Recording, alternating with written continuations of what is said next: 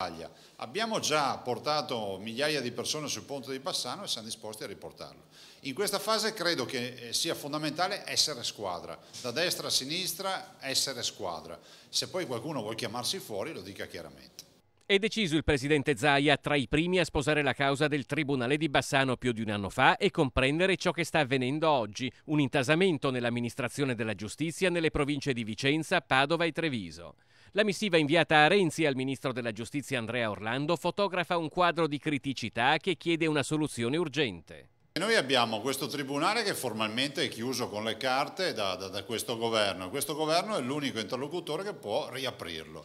E sono la terza, la quarta lettera, incontri, abbiamo fatto un sacco di iniziative. Diciamo che oggi siamo ormai nella condizione di dire che siamo alle battute finali perché il 29 di agosto, stando ai programmi, dovrebbe esserci il Consiglio dei Ministri definitivo.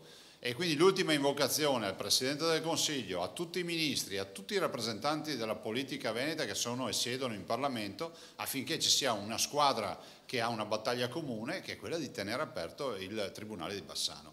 Quello che Zaia chiede al governo è un atto di giustizia nei confronti del Veneto. Come può definirsi virtuosa una politica dei tagli che elimina strutture che funzionano e priva il territorio e i suoi cittadini di un servizio fondamentale? È il più efficiente del Veneto perché riesce ad evadere una causa civile in 2 anni e mezzo contro i 7 anni dei tribunali del Veneto ed è un tribunale che dà servizio al territorio, questo è poco ma sicuro. Allora dico, perché chiudere il nostro e lasciare aperte delle baracche, delle cose impresentabili in giro per l'Italia? Vuol dire che qualcuno ce l'ha con il Veneto.